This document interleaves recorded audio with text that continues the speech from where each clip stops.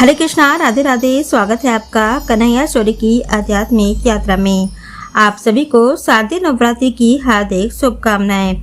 20 सितंबर सोमवार से शारदीय नवरात्रि की शुरुआत हो रही है। हिंदू धर्म में शारदीय नवरात्रि का विशेष महत्व है। साल में 4 बार नवरात्रि का पर्व मनाया जाता है, जिसमें से 2 गुप्त नवरात्रि होती हैं और 2 चैत्र एवं शारदीय नवरात्रि के नाम से जानी जाती है। नवरात्रि के 9 दिनों में माँ दुर्गा के 9 अलग अलग रूपों का पूजन किया जाता है। हर वर्ष शारदीय नवरात्रि आश्विन मास के शुक्ल पक्ष की प्रतिपदा तिथि से नवमी तक मनाई जाती है।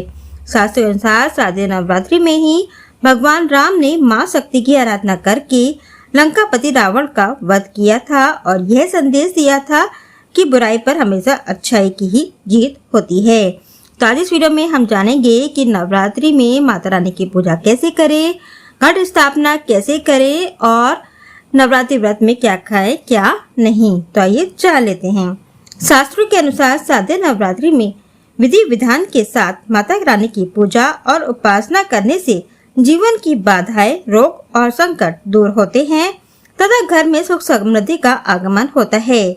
साथ ही घर के सदस्यों पर भी माता का आशीर्वाद बना रहता है। नवरात्रि के दिनों में देश भर के ज्यादातर शक्तिपीठ और मंदिरों में मेले, भंडारे और झांकियां बनाई जाती हैं। इस बार नवरात्रि का शुभारंभ 22 सितंबर से हो रहा है और पूरे 9 दिन माता की आराधना की जाएगी। इन 9 दिनों में माता के 9 अलग अलग स्वरूपों की पूजा की जाएगी। इस बार माता रानी हाथी पर सवार होकर आ रही हैं। धार्मिक मान्यताओं के अनुसार माता रानी की सवारी हाथी का होना शुभ माना गया है। हाथी की सवारी को उन्नति, शांति और समृद्धिदायक माना गया है। साथ ही यह अच्छी बारिश का भी प्रतीक माना गया है। अब आइए जान लेते हैं घट स्थापना का मुहूर्त। शारदीय नवरात्रि की पूजा का प्रारंभ घट स्थापना के साथ होता है। घट स्थापना 22 सितंबर दिन सोमवार को किया जाएगा और इसके लिए 2 शुभ मुहूर्त हैं। पहला 22 तारीख की सुबह 6:09 से 8:06 तक रहेगा। अवधि रहेगी 1 घंटे 56 मिनट की। वही घट स्थापना का दूसरा मुहूर्त दोपहर के समय में है। दोपहर में 11:49 से लेकर दोपहर में 12:38 पर खत्म होगा। अवधि रहेगी 49 मिनट की। घट स्थापना करने के लिए नवरात्रि में घट स्थापना के लिए साफ स्थान पर हल्दी से अष्टदल बनाकर उस पर लाल कपड़ा बिछाएं। फिर मिट्टी के कलश ले, जिसमें गंगा जल, हल्दी, अक्षत, सिक्का, लौंग, इलायची और पुष्प डालें। कलश के मुख पर रोली से स्वास्तिक बनाएं, मौली लपेटे और चुनरी लपेटे और आम या अशोक के पत्ते लगाकर उसके ऊपर नारियल रखें और थोड़ी सी दक्षिणा अवश्य रखें। मिट्टी के बर्तन में जौ बोएं और दीपक जलाकर कलश को माता रानी के बाईं तरफ रखें और फिर माता रानी की पूजा करें। माता रानी को नैवेद्य अर्पित करें। नवरात्रि पर माँ दुर्गा की कृपा पाने के लिए भक्त लोग व्रत रखते हैं और माँ दुर्गा की उपासना करते हैं। नवरात्रि के दिनों में साधक लोग श्रद्धा के अनुसार या अपनी सुविधा के अनुसार 9 या जोड़े में व्रत रखते हैं और माँ दुर्गा की उपासना करते हैं।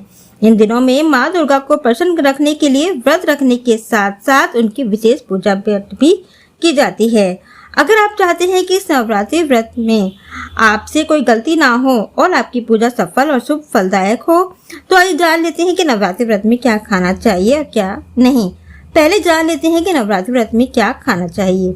नंबर 1, ताजे फल। सुबह के नाश्ते में या कभी भी आप ताजे फलों का सेवन कर सकते हैं। ताजे फलों में आप केले, सेब, पपीता, अनार, अंगूर इसका सेवन कब कर सकते हैं। आप केले की स्मूदी, सेब की स्मूदी बनाकर आप पी सकते हैं।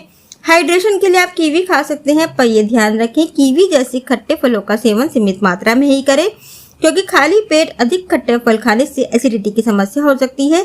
कीवी के साथ आप केला, सेब, संतरा, पपीता, खीरा आदि फल खा सकते हैं।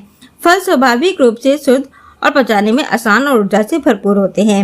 नंबर 2 आते हैं सूखे मेवे। बादाम, काजू, अखरोट, खजूर, किशमिश, अंजीर आदि मेवे आप खा सकते हैं। अब बारी आती है उपवास के अनुकूल आटों की। तो शाम के समय में आप व्रत खोलते समय इन आटों का प्रयोग कर सकते हैं। सिंगाड़े का आटा, राजगिरे का आटा, कुट्टू का आटा, आप इनकी पूरी, पकौड़ी, परांठा बनाकर आप खा सकते हैं। सिंगाड़े का आटा पचाने में आसान होता है और हल्का होता है, तो इसकी पूरी, परांठा बनाकर आप खा सकते हैं। कुट्टू के आटे का हलवा बनाकर आप खा सकते हैं। राजगिरे के आटे के लड्डू बनाकर आप खा सकते हैं। इसके बाद नंबर आता है साबूदाना। व्रत में आप साबूदाने की खिचड़ी बनाकर खा सकते हैं। यह पेट भरने के लिए काफी अच्छा विकल्प है।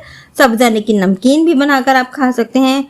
फ्राई साबूदाने के वड़े और साबूदाने का पराठा बनाकर आप खा सकते हैं। इसके बाद नंबर आता है समा के चावल का। समा के चावल का प्रयोग आप व्रत के उत्पम, इडली, डोसा, पूरी बनाने में कर सकते हैं। फिर इसका आप ढोकला भी बनाकर खा सकते हैं या फिर सिंपल स्टीम करके भी इसको खाया जा सकता है। समा के चावल की खिचड़ी बनाकर भी आप खा सकते हैं। अब बारी आती है मसालों की। तो मसालों में आपको सात्विक मसालों का प्रयोग करना है, जैसे कि जीरा, काली मिर्च, सेंधा नमक। साधारण नमक का प्रयोग आपको नहीं करना है, सेंधा नमक का ही प्रयोग करना है। लौंग, इलायची, दालचीनी, जायफल, सूखे अनार के बीज, हरी मिर्च, नींबू, अजवाइन, हरा धनिया, पुदीना आदि का प्रयोग आप कर सकते हैं। इसके बाद बारी आती है सब्जियों की। तो सब्जियों में आप आलू का प्रयोग कर सकते हैं। आलू की टिक्की, आलू की चाट बनाकर आप खा सकते हैं। और शाम के समय व्रत खोलते समय आपको उबले हुए आलू का प्रयोग अवश्य करना चाहिए, क्योंकि यह पचाने में आसान होता है। अगला नंबर आता है लौकी और कद्दू। शाम के समय आपको लौकी और कद्दू की सब्जी अवश्य खानी चाहिए, क्योंकि ये हल्की होती है। उसको व्रत खोलते समय अवश्य खाना चाहिए। लौकी का हलवा, लौकी की खीर बनाकर आप खा सकते हैं। लौकी कद्दू की खट्टी मीठी सब्जी बनाकर आप खा सकते हैं। लौकी की बर्फी बनाकर आप खा सकते हैं। इसके बाद बारी आती है अरबी की। अरबी की सूखी सब्जी, दही अरबी बनाकर आप खा सकते हैं। इसके बाद नंबर आता है शकरकंदी का। तो शकरकंदी की चाट, शकरकंदी का हलवा बनाकर आप खा सकते हैं। इसके बाद बारी आती है डेयरी प्रोडक्ट की। तो डेयरी प्रोडक्ट में आप दूध, दही, पनीर, घी का इस्तेमाल आप कर सकते हैं। सुबह के समय में आप दूध का प्रयोग स्मूदी बनाने में कर सकते हैं और दूध पीने से शरीर को एनर्जी मिलती है और पेट लंबे समय तक भरा रहता है।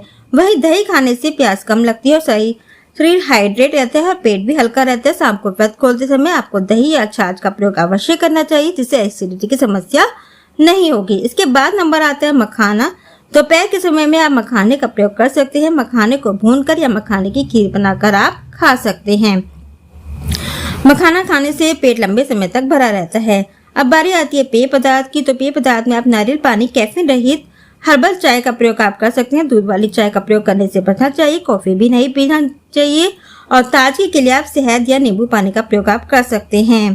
तेल में आपको देसी घी का ही प्रयोग करना चाहिए, सरसों के तेल का प्रयोग नहीं करना चाहिए। नवरात्रि व्रत में आपको शुद्ध शाकाहारी सात्विक भोजन का ही सेवन करना चाहिए। घर के बने हुए भोजन का ही सेवन करना चाहिए। अब आइए जान लेते हैं कि नवरात्रि व्रत के दौरान आपको क्या नहीं खाना चाहिए। किसी भी तरह के अनाज, दाल, गेहूं, चावल का सेवन आपको नहीं करना चाहिए। किसी भी तरह के अनाज, बेसन, मेथी, राई, मक्की, चावल का आटा, चिया सीड, लोबिया आदि का सेवन आपको नहीं करना चाहिए।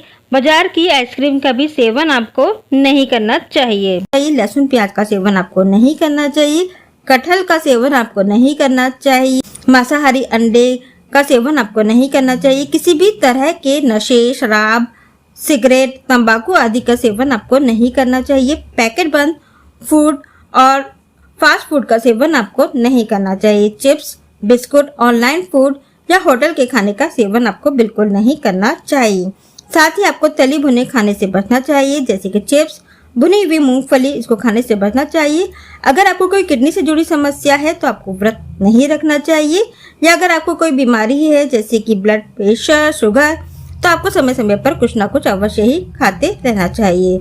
साथ ही डॉक्टर की सलाह पर ही व्रत रखें। मेडिसिन जरूरी है तो मेडिसिन खाएं, क्योंकि माता रानी भी नहीं चाहेंगे कि आप तकलीफ में व्रत रखें। इसी तरह से प्रेग्नेंट महिलाएं भी डॉक्टर की सलाह पर ही व्रत रखें। समय समय पर कुछ न कुछ अवश्य ही खाती रहें। और गर्भवती महिलाओं के साथ ही बच्चे, बुजुर्ग भी समय समय पर कुछ न कुछ अवश्य खाते रहें। अब आइए जान लेते हैं कि उपवास के दौरान आप ऊर्जावान कैसे रह सकते हैं। खूब सारा पानी पिए, नारियल पानी पिए। एक बार भारी भोजन करने से बचें और थोड़े थोड़े अंतराल के समय पर आप भोजन करते रहें। फल और डेयरी उपवास के आटों का मिश्रण शामिल करें। जब भी संभव हो आराम करें और उपवास को खोलते समय अत्यधिक भोजन करने से बचें। और घर पर रहकर ही घर के बने हुए सात्विक भोजन से व्रत का पालन करें। किसी भी रिश्तेदार या आस पड़ोस में जाकर व्रत का पालन ना करें। दिन में सोने से बचें और पीरियड्स में आप व्रत रख सकते हैं, लेकिन किसी भी पूजा के सामान को छूने से बचें। मानसिक पूजन आप कर सकते हैं और मंत्रोच्चारण आप कर सकते हैं मन में। अब आइए जान लेते हैं नवरात्रि में शास्त्रीय उपाय। प्रतिदिन देवी के 9 रूपों की पूजा करें और दुर्गा सप्तशती या दुर्गा कवच का पाठ करें। नवरात्रि में माता को लाल फूल, लाल वस्त्र और सिंदूर अर्पित करना मंगलदायक होता है। कलश स्थापना और अखंड ज्योति प्रज्वलित करने में से घर में सकारात्मक ऊर्जा बनी रहती है। महासप्तमी, महाअष्टमी और महानवमी पर कन्या पूजन अवश्य करें। इसे सर्वश्रेष्ठ फलदायक माना जाता है। तो ये थी जानकारी। नवरात्रि कब से शुरू है, नवरात्रि व्रत में आपको क्या खाना चाहिए, क्या नहीं, और पूजा कैसे करें। आप पर माता रानी की कृपा बनी रहे। जय श्री राधे, जय माता।